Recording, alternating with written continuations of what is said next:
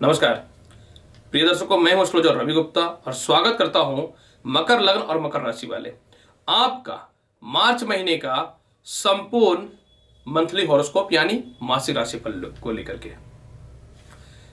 नमस्कार प्रिय दर्शकों, मैं हूं एस्ट्रोलॉजर रवि गुप्ता और स्वागत करता हूं संपूर्ण मकर लग्न और मकर राशि वालों का मार्च महीने का मासिक राशिफल लेकर के, यानी पूरे महीने का कैसा रहने वाला है आपका भविष्यफल। सर्वप्रथम मैं आपको यह बताना चाहूं कि ये जो हमारी वीडियो रहती है ये लग्न पर आधारित होती है। अगर आपको अपना लग्न पता है तो आप लग्न के हिसाब से ही मेरी इस जानकारी को देखें। अगर आपको अपना लग्न नहीं पता है तो आप चंद्र राशि या नाम राशि के हिसाब से भी इस जानकारी को देख सकते हैं।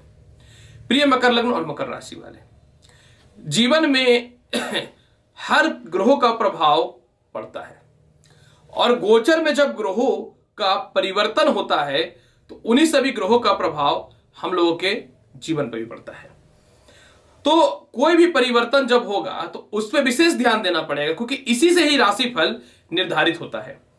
और अगर हम मंथली हॉरोस्कोप में इस महीने ग्रहों के परिवर्तन यानी ग्रहों के गोचर के परिवर्तन की स्थितियों को अगर जानने का प्रयास करेंगे तो सर्वप्रथम देखिए कि 14 मार्च से ग्रहों के राजा सूर्य जो है मित्र की राशि, अभी वो कुंभ राशि शनि की राशि में बैठे हुए हैं, जो बहुत अच्छा नहीं है किसी के लिए भी। लेकिन जब ये मित्र राशि यानी 14 मार्च को जो है अपनी स्वयं की मित्र की राशि मीन में तीसरे घर में जाएंगे तो इसके प्रभाव में बढ़ोतरी देखने को मिलेगा। हालांकि 14 मार्च तक सूर्य कुंभ राशि में बैठे हुए अवश्य हैं, लेकिन वो जो है 7वीं दृष्टि से अपनी स्वयं की राशि यानी सिंह को 8वें घर को देख रहे हैं, जो आपको केस मुकदमा प्रॉपर्टी विवाद से रिलेटेड समस्याओं से बचा रहा है। या कोई प्रॉपर्टी वगैरह बेचना चाह रहे थे लिटिगेटेड या किसी प्रकार का, तो उससे बिक करके धन की प्राप्ति की ओर अग्रसर है।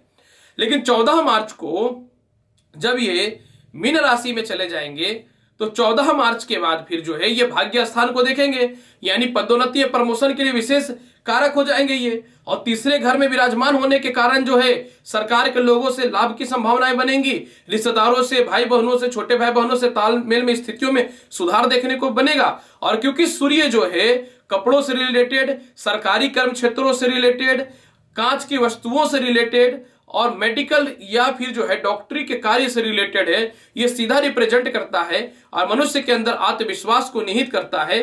तो ऐसे तो पूरे मार्च इन सभी क्षेत्र वालों के लिए लाभ की संभावनाएं बनेंगी, लेकिन 14 मार्च के बाद इसमें विशेष बढ़ोतरी देखने को मिलेंगे।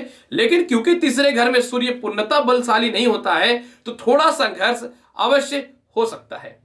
दूसरी महत्वपूर्ण जानकारी यहां पे यह देखिए कि 11 मार्च से मैनेजमेंट और फाइनेंस कारक बुध जो है वह द्वितीय स्थान पे चले जाएंगे अपने स्वयं की राशि कुंभ पे। अभी भी वो कुंभ राशि पे हैं, तो स्वयं की राशि यानी मित्र की राशि शनि की राशि कुंभ पे चले जाएंगे।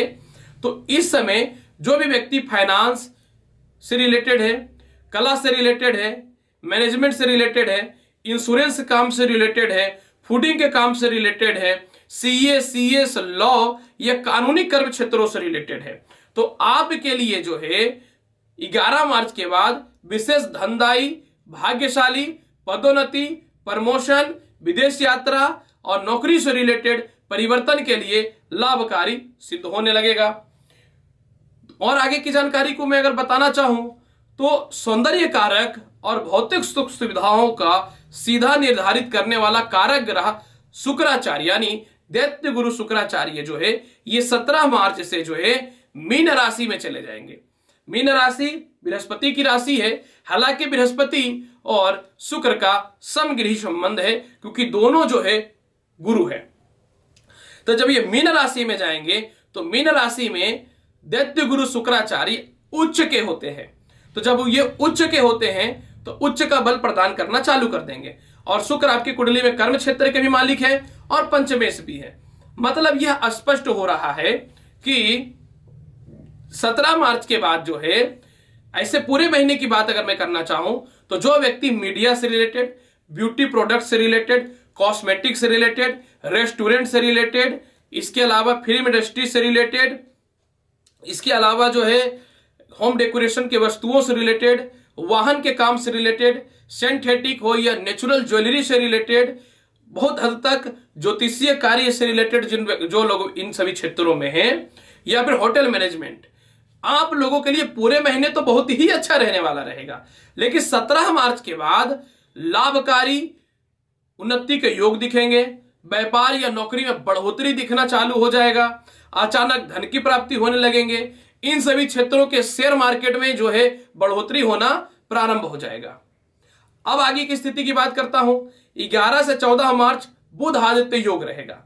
जब बुध आदित्य योग रहेगा तो 11 से 14 मार्च के मध्य में सरकारी कर्म क्षेत्र वालों के लिए अचानक पदोन्नति प्रमोशन के योग देखने को मिलेंगे। 11 तारीख से 17 तारीख के मध्य में लक्ष्मी नारायण योग रहेगा। अतः इस समय जो है समझ लीजिए कि आपको अचानक नौकरी में बढ़ोतरी, बॉस से संबंध में सुधार, पिता से रिश्तों में सुधार और धन की प्राप्ति के रास्ते और विदेश यात्रा से रिलेटेड लाभ दिखने चालू हो जाएंगे। मंगल का भी कुछ महत्वपूर्ण योग कारक समय दिख रहा है। मंगल जो है हालांकि राहु के साथ बैठे हुए हैं तो अंगारक योग बना करके रखा है। अतः पूरे महीने जो है आपको थोड़ा तनाव और अस्थिरताएं हो सकती हैं। हालांकि मंगल जो है 7वीं दृष्टि से स्वयं की राशि वृश्चिक को आय स्थान को देख रहा है। मतलब जो व्यक्ति, मैं कह सकता हूं कि इंजीनियरिंग से कर्म क्षेत्रों से रिलेटेड है, विद्युत के कर्म क्षेत्रों से रिलेटेड है, किसी भी प्रकार का खेल कूद के संबंधित कर्म क्षेत्रों से रिलेटेड है, वो फाइटिंग से रिलेटेड हो या कोई भी हो, इसके अलावा जो है जो इलेक्ट्रॉनिक्स के कार्य से रिलेटेड है, सेना प्रमुख है, ये सेना के कर्म क्षेत्रों से रिलेटेड है, सरकार के अंदर गुप्त सूचनाओं को कर्म को करने से रिलेटेड है, या फिर अग्निशामक से रिलेटेड बड़ी बड़ी प्लांट्स में जो है इन सभी क्षेत्रों से कर्म क्षेत्रों से रिलेटेड है, तो आप लोगों के लिए लाभकारी, उन्नतिकारी और सफलता के योग दिखने निश्चित तौर पे प्रारंभ हो जाएंगे। लेकिन आपको शांत रहना है, क्रोध पर नियंत्रण नहीं करना है, क्योंकि अंगारक योग थोड़ा तनाव दे सकता है। हालांकि देखिए गुरु और शनि का नीच भंग राजयोग तो है जो आपको थोड़ा थोड़ा लाभ दे रहा है, और शनि लग्न में बैठकर ससयोग तो बनाया है। हालांकि यह ससयोग दांपत्य जीवन को कष्टकारी कर सकता है, तो पूरे महीने आपको अपने दांपत्य जीवन पे और अपने जीवन साथी पे विश्वास बना करके रखना है और शांति की स्थितियों को रखना है। अगर अन्य क्षेत्रों की बात मैं करना चाहूं तो जो भी व्यक्ति धर्म के कर्म क्षेत्रों से रिलेटेड है, स्पिरिचुअल है, खेती के सामग्रियों से रिलेटेड है, इसके बाद फिर जो शिक्षण संस्थान, जस्टिस से रिलेटेड कर्म क्षेत्रों में है, आयुर्वेदिक से रिलेटेड कर्म क्षेत्रों में है, या फिर जो है कोई संस्था, एनजीओ, या फिर जो है सीए या सीएस काम से रिलेटेड है, आप लोगों के लिए शनि और बृहस्पति का नीच भंग राजयोग पूरे महीने थोड़ा थोड़ा लाभ और उन्नति के रास्ते खोलेंगे, लेकिन पूर्णता कर्म के अनुसार फल नहीं देगा। अब अगर मैं बात करता हूं जो व्यक्ति लोहा के कर्म क्षेत्रों से रिलेटेड है, बड़े बड़े फैक्ट्री हैं, कोयला से रिलेटेड, पेट्रोलियम पदार्थ से रिलेटेड, बिल्डिंग मटेरियल से रिलेटेड, ठेकेदारी से रिलेटेड, सेल्स एजेंट से रिलेटेड, आप लोगों के लिए पूरे महीने के योग तो बहुत ही अच्छे रहेंगे, लेकिन घरेलू कलह से बचना है और वाणी पे मधुरता बना करके रखना है, क्योंकि शनि जो है बहुत ज्यादा प्रबल पोजीशन पे मनुष्य को सीधा सीधी बोलने की स्थिरताओं को प्रदान करते हैं। यही नहीं, जो व्यक्ति पॉलिटिक्स से रिलेटेड कर्म क्षेत्रों में है, या फिर वाक्पटुता मतलब वक्ता है या प्रवक्ता है, आप लोगों के लिए पूरे महीने तो लाभकारी रहेंगे ही, लेकिन 11 मार्च के बाद बहुत ही अच्छे योग देखने को मिलेंगे। आय कारक मंगल आय स्थान को देख रहा है और धन कारक स्थान सूर्य, शुक्र और शनि जो है पूरे महीने धन की कमी नहीं करेगा, लेकिन 11 मार्च के बाद धन में विशेष बढ़ोतरी देखने को मिलेगा और 11 से 17 मार्च के बीच में अचानक धन की प्राप्ति के योग दिखेंगे। विदेश यात्रा का योग निश्चित तौर पे इस महीने है। 11 मार्च के बाद विदेश यात्राओं से रिलेटेड कुछ गुड न्यूज मिलना प्रारंभ हो जाएगा, क्योंकि कर्म क्षेत्र का मालिक उच्च का हो जाएगा और बुध हो जाएंगे द्वितीय, और आय स्थान में केतु विदेश यात्राओं से रिलेटेड 11 मार्च के बाद विशेष लाभकारी योग देने के लिए तत्पर रहने वाले हैं। पूरे महीने दांपत्य जीवन हेतु थोड़ा खटपट होगा, क्योंकि केतु जो है वह अपनी 9वीं दृष्टि से विवाह स्थान को देख रहा है और शनि जो है वह भी 7वीं दृष्टि से 7वें घर को देख रहा है। इन दोनों ग्रहों की दृष्टियां अशुभ मानी जाती है, तो मैं यही बोलूंगा कि पूरे महीने दाम्पत्य जीवन पे संभल के रहना है। प्रेम संबंध में 11 मार्च के बाद सुधार देखने को मिलेंगे और 17 मार्च के बाद प्रेम से विवाह के लिए घर वाले निश्चित तौर पे मान जाएंगे और 11 मार्च के बाद जीवन में किसी का आगमन भी प्रेम के रूप में हो सकता है। पूरे महीने भाई बहनों से रिश्ते बहुत ही अच्छे रहेंगे।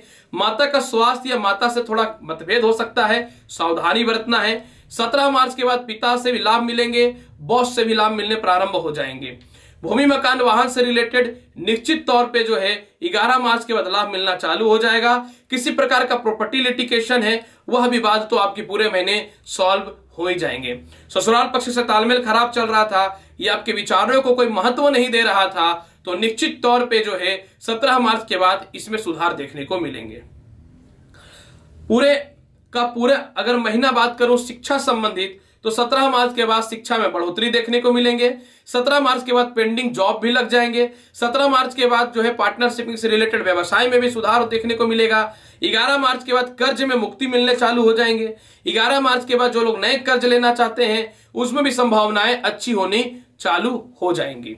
अगर स्वास्थ्य की बात करूं तो मैं यही बोलना चाहूंगा कि पूरे महीने गले में थोड़े टॉन्सिल की समस्याएं या फिर पेट संबंधी थोड़ी समस्याएं हो सकते हैं, तो मैं बोलूंगा पूरे महीने व्यर्थ का अनएक्सपेक्टेड चीजें का सेवन मत करिएगा, ड्रिंक का सेवन मत करिएगा, नहीं तो पेट संबंधी थोड़ा प्रॉब्लम होगा। हालांकि 11 मार्च के बाद इसमें सुधार देखने को मिलेंगे। इसका मतलब यह नहीं है कि अच्छा है तो आप कुछ भी कर ले।